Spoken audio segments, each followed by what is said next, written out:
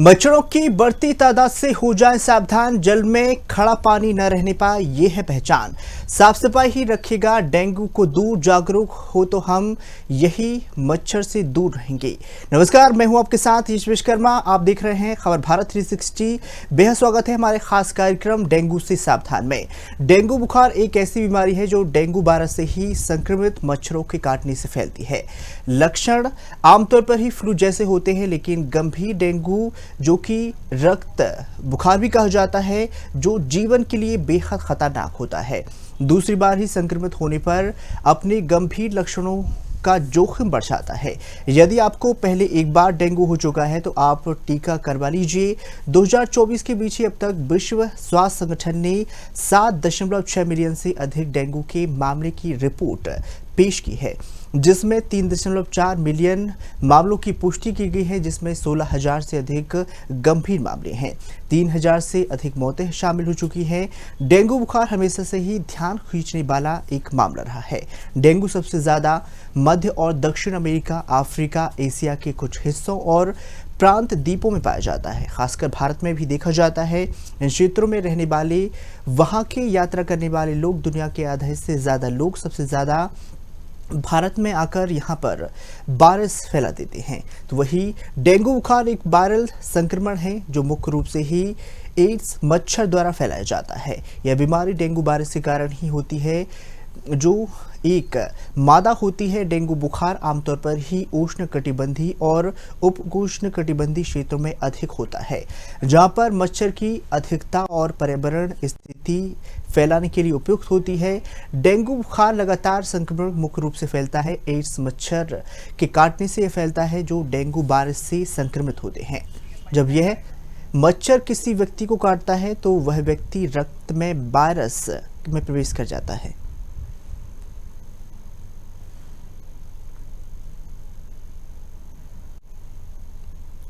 तो बताना चाहेंगे, लगातार सुरक्षा बनाए रखें। डेंगू होने पर डॉक्टर से संपर्क करें।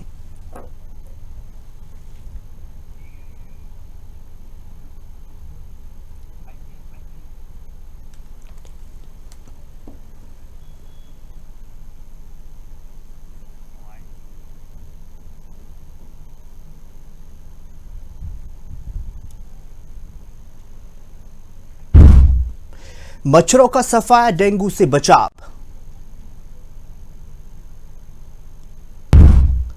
अपने घर को साफ रखें, पानी जमा ना होने दें।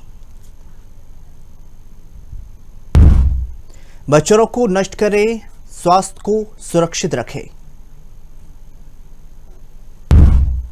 डेंगू से बचाव ही सबसे बड़ा इलाज। स्वच्छता है डेंगू से सुरक्षा की कुंजी। मच्छरदानी का इस्तेमाल करें, खासकर सोते समय। हर घर, हर गली में सफाई रखें। सप्ताह में एक बार पानी की टंकी अवश्य साफ करें। तो बताना चाहेंगे, कई व्यक्ति वायरस फैल जाता है लगातार ही, इसके साथ डेंगू बुखार के लक्षण प्रकट हो जाते हैं। इस बुखार के 4 प्रमुख प्रकार होते हैं, जो वायरस विभिन्न प्रकार से फैला जाता है। डेंगू वायरस 1 होता है, इसके बाद ही डेंगू वायरस 2 होता है, जिसे DEVN कहा जाता है।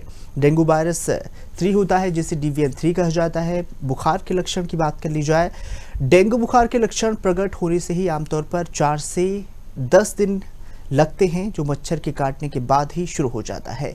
इन लक्षण में प्रमुख तेज बुखार आना, सिरदर्द होना, विशेषकर माथे के हिस्से में, जोड़ों और मांसपेशियों में दर्द होता है, हड्डी टूटी हुई नजर आती है, खासकर ही रक्तचाप में प्रभाव हो जाता है, नाक से खून आना, मसूड़ों से सूजन आना, चक्कर आना, कमजोरी आना, त्वचा पर चक्के पड़ जाना। इसके साथ ही डेंगू कई प्रकार के हो सकते हैं, जिसमें क्लासिक डेंगू बुखार की बात कर ली जाए, यह सामान्य रूप से ही कम गंभीर होता है। इसमें बुखार और फ्लू जैसे लक्षण नजर आते हैं।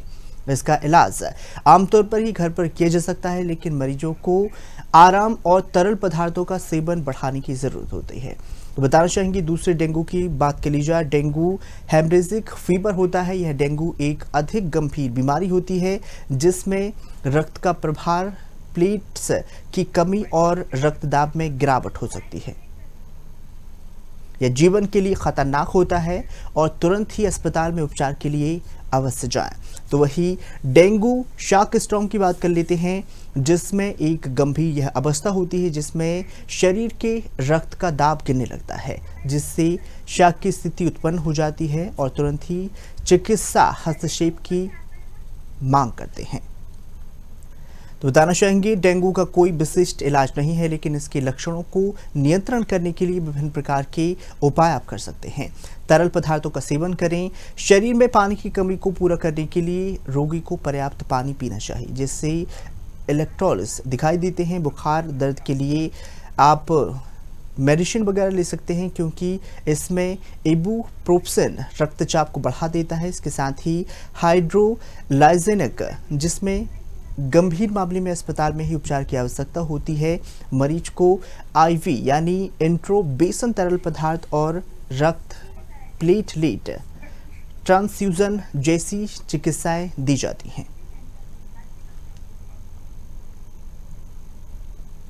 तो साफ सफाई खासकर ध्यान रखें। डेंगू के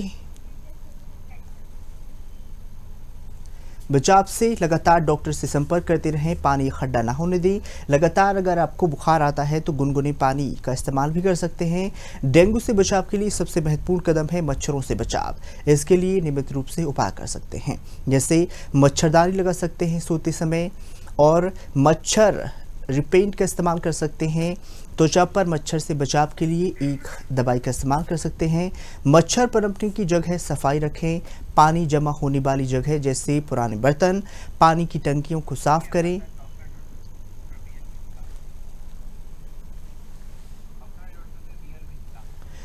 तो वही इस खास कार्यक्रम में हमारे साथ डॉक्टर BL मिश्रा जुड़ चुके हैं, जो कि डेंगू एक्सपर्ट हैं। डॉक्टर जी, आपका बहुत बहुत स्वागत है खबर भारत 360 में। जी धन्यवाद, और आप सभी दर्शकों को भी बहुत बहुत धन्यवाद जी। तो डॉक्टर साहब, सबसे पहले आपसे यही सवाल रहेगा कि डेंगू कैसे फैलता है और डेंगू आखिर होता क्या है? डेंगू मच्छरों से होने वाली एक वायरल बीमारी है जी, जो मादा एडीज इजिप्टी नामक वायरस मच्छर से फैलता है। और ये मच्छर जो होते हैं जनरली देखा मनुष्य प्रेमी होते हैं जी। मनुष्य घरों के आसपास जो गड्ढे होते हैं, नहर जहां से निकली, नदियां, तालाब और बगिया पेड़ में, जहां हम लोग अपने खुले बर्तन छतों में रख देते हैं, गमला है, पशुओं के लिए नाद में जो पानी पिलाते हैं, टायर रखे हुए होते हैं, या महानगरों में ये देखें जो कबाड़ बहुतायत में रखे होते हैं, वहां टायर या अन्य चीज जहां पर पानी इकट्ठा होता है, वो वहीं पे इसके अंडे बढ़ते हैं और लार्वा प्यूपा से होते हुए बड़े मच्छर तैयार हो जाते हैं। तो इस तरह से ये इनका जो सीजन होता है जुलाई से लेकर नवंबर तक, जब ये काटते हैं, तो डेंगू नामक ये बहुत सामान्य बीमारी होते हुए भी कभी कभी घातक और जानलेवा हो सकती है। जी बिल्कुल। तो हम लोगों को ये ध्यान देना चाहिए। बिल्कुल। तो डॉक्टर साहब, इसके इलाज के लक्षण क्या कुछ दिखाई देते हैं? किस तरीके से रोकथाम की जाए इनकी? किस तरह की सिम्टम? जनरली ये अभी तक ये देखने को मिलता था हमारे ग्रामीण एरिया के जो लोग महानगरों में रोजगार के लिए जाते हैं, तो वहां पर जो देखा गया है कि शहरीकरण, बिल्कुल, शहरों में जहां गंदी बस्तियों में लोग ज्यादा कमरा लेकर रहते हैं और वहीं पर ये पीड़ित मच्छरों से, संक्रमित जो मच्छर होते हैं उनके काटने से ये बीमारी से हो जाती है।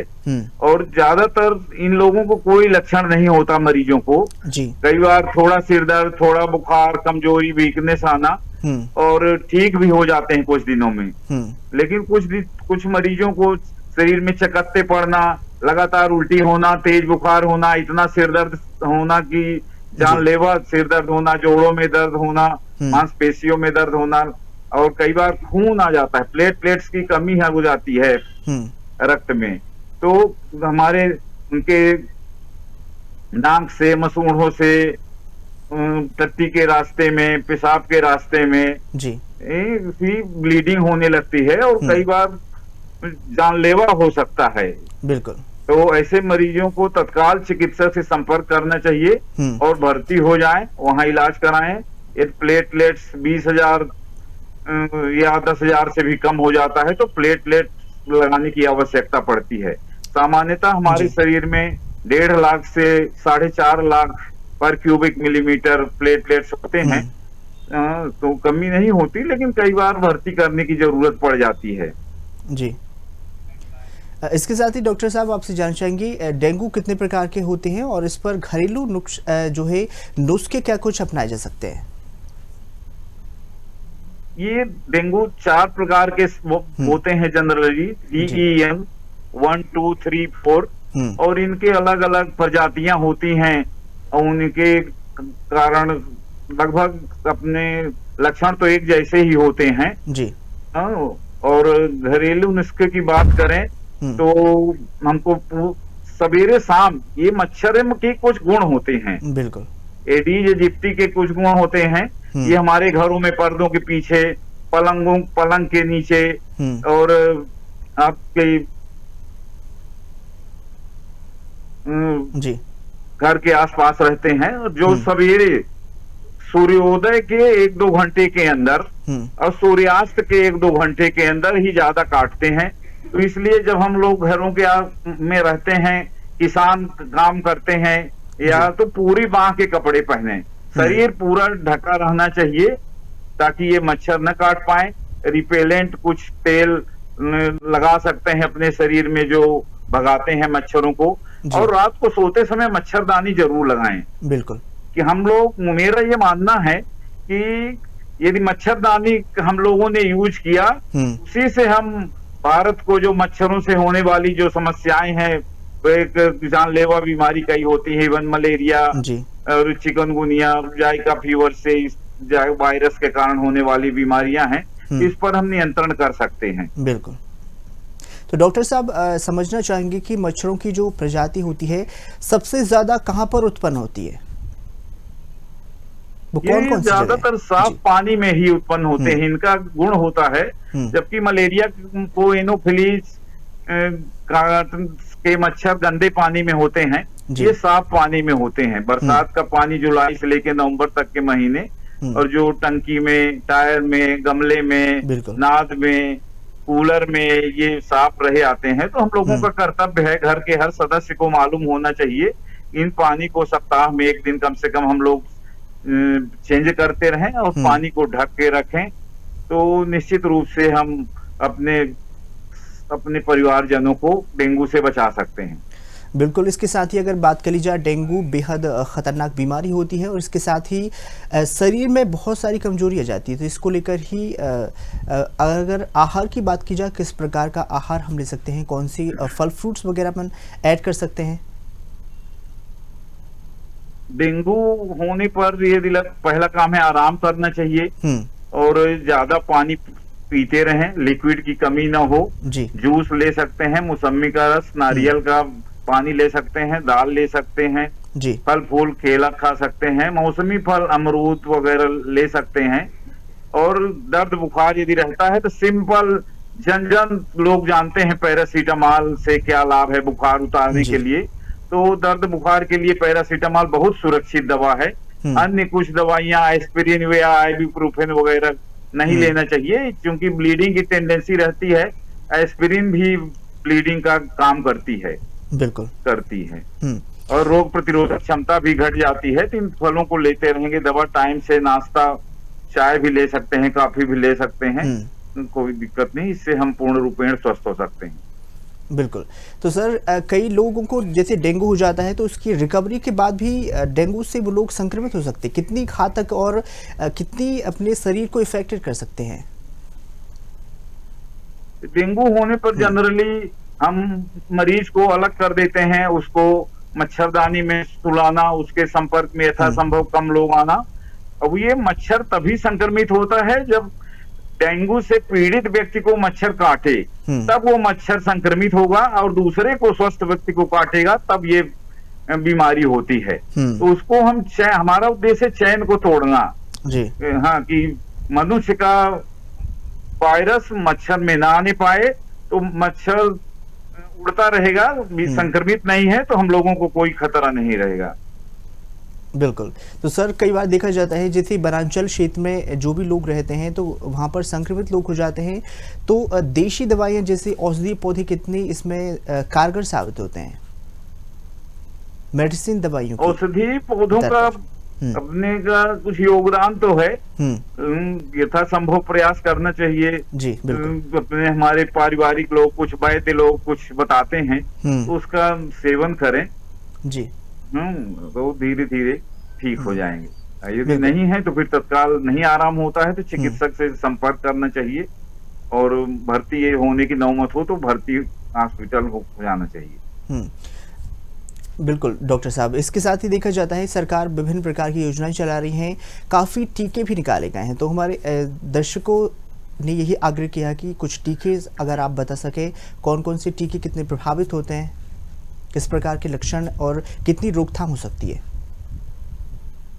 डेंगू के लिए तो देखिए अभी वैक्सीन नहीं आई है। पूरी भारत सरकार हमारा प्रयासरत है कि हम अपने देश में जिस तरह से कोविड-19 का वैक्सीनेशन कराया था, करोड़ों लोगों को लगा है और इससे काफी लाभ हुआ, हम लोगों की जान बची है। इसी तरह से भारत शासन प्रयासरत है। कितना समय लगेगा इसका वैक्सीन आने में ये तो समय बताएगा, लेकिन अभी वर्तमान में कोई समय नहीं है और जानकारी ही बचाव है, और जानकारी से ही हम अपना रह सकते हैं। यदि हम जाते हैं महानगरों में तो वहां भी मच्छरदानी लगाएं और सुरक्षित रहें। और जागरूकता जन जन तक फैलाना चाहिए।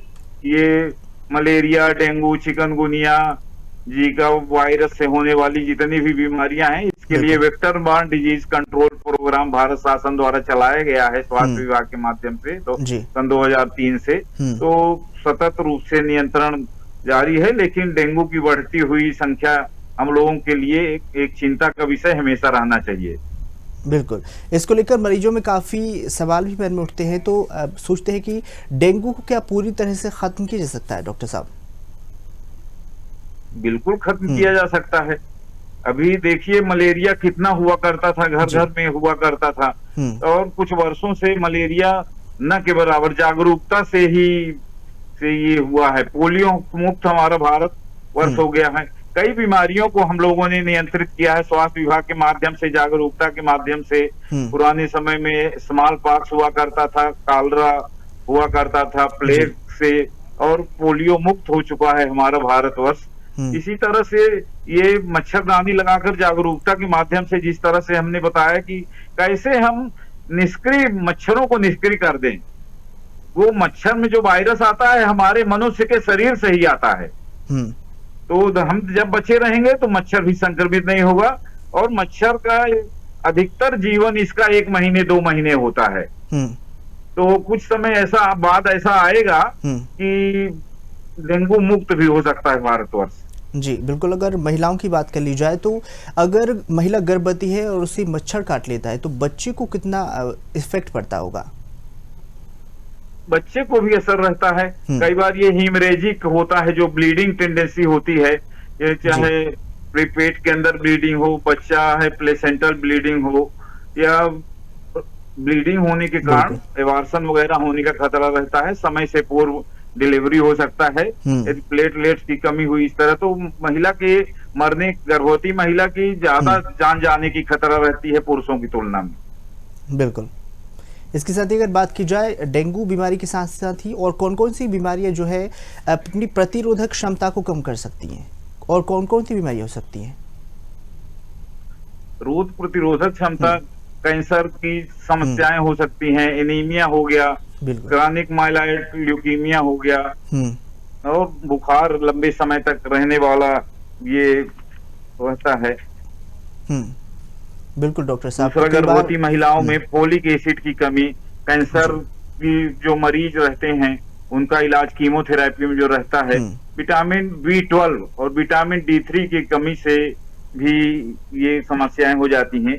HIV एड्स भी जिसमें रोग प्रतिरोधक क्षमता की कमी हो जाती है, प्लेटलेट्स वगैरह कमी हो सकती है। दूसरा, जो हमारे एडिक्शन हैं, शराब का सेवन करने वाले, तंबाकू का सेवन, धूम्रपान करने वाले लोगों में भी रोग प्रतिरोधक क्षमता की कमी हो सकती है। बिल्कुल डॉक्टर साहब, अगर बात की जाए कई लोग अशिक्षित होते हैं, उनको इतना नॉलेज नहीं होता है, तो कई बार बिना परामर्श के भी मेडिकल से दवाइयाँ कितनी ले लेते हैं, वो कितनी हानिकारक होती हैं, और जो कई झोला छाप डॉक्टर्स होते हैं उनके द्वारा दवाई की जाती है, कितना ये इफेक्टेड होता है, क्या कहेंगे इसके लिए? इस बीमारी में या अन्य बीमारी में? डेंगू में या अन्य बीमारी में? बिल्कुल। इसके साथ ही अगर बात की जाए, छाप से तो चिकित्सक नहीं कराना चाहिए। झोला छाप के डॉक्टर दवाइयों के बारे में, बीमारी के बारे में उनको कोई भी ज्ञान नहीं रहता। हम लोगों को नजदीकी स्वास्थ्य केंद्र में या कुशल चिकित्सक से ही परामर्श कर लेना चाहिए, उसके बाद ही दवा लेना चाहिए। बिल्कुल। अगर बात हो गई महिलाओं की, बच्चों की अगर बात की जाए, तो बच्चों में किस प्रकार से ये कितना प्रभावी होता है, बच्चों को किस तरीके से इससे बचाया जा सके, कितनी सुरक्षा बरतनी चाहिए, कौन कौन से उपाय? जब हम समझेंगे बीमारी तो बच्चों को भी रोकथाम कर सकते हैं। बच्चे जनरली हाफ पैंट पहन के या अंडरवियर पहन के घरों के आसपास खेलते रहते हैं, तो ये जब शाम को ही ये मच्छर काटते हैं या सुबह टाइम में, तो या सोते रहते हैं, तो मच्छर के काटने में ये अपना हाथ पैर नहीं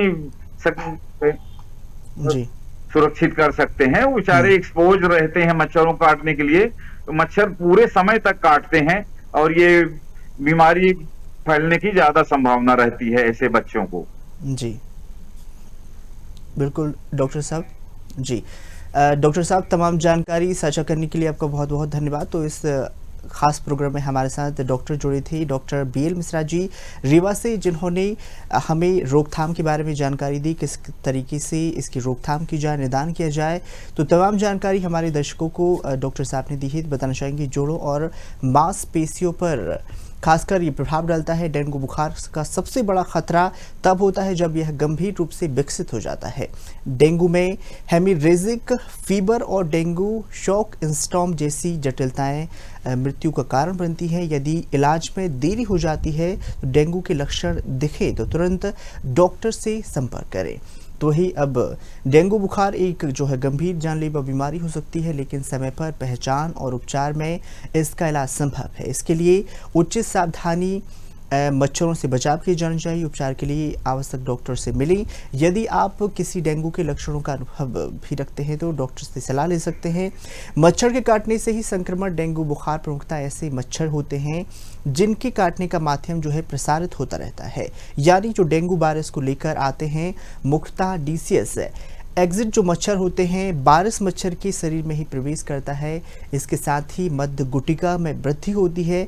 इसके बाद ही अन्य ऊतकों की बात की जाए, जैसे थूकने वाली ग्रंथि में भी फैल जाता है। इस प्रक्रिया में ही एक्सट्रिसिंग इन्वेशन पीरियड्स यानी EIPV कहा जाता है, जिससे वायरस से ही प्रसारणशील बनाने में लगभग 8 से 12 दिन लग जाते हैं। तापमान, वायरस के प्रकार और प्रारंभिक वायरल संगठन की धारावाहिक जैसे वायरस फैल जाते हैं लगातार। एक बार जब मच्छर संक्रमित हो जाता है, तो वह अपने जीवन के लिए वायरस को प्रसारित ही करता रहता है। तो वही इंसानों से, मच्छरों से जो संक्रमण फैलता है, उसके बारे में बात कर लेते हैं। जिन लोगों को खून में डेंगू का वायरस होता है, उनके काटने से ही मच्छर संक्रमित हो जाते हैं।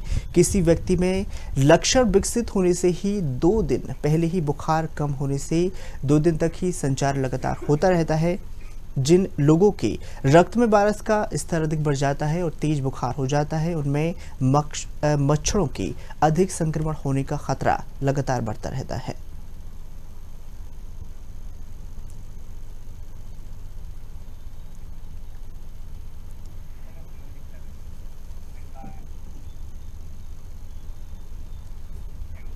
हमारे खास कार्यक्रम में बस इतना ही। तमाम जानकारी साझा करने देखने के लिए बन रही खबर भारत 360 के साथ। नमस्कार।